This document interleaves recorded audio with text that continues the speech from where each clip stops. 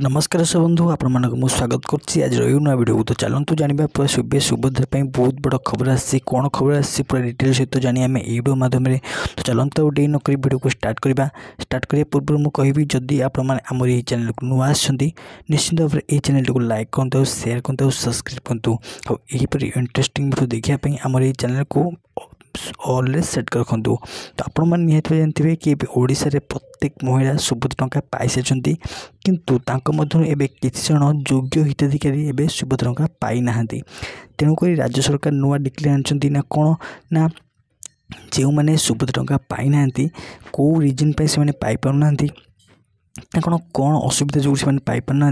राज्य सरकार से एवं परीक्षा कर माने जो गाँव में पाई ना महिला माने से गाँव अंगनवाड़ी दीदी को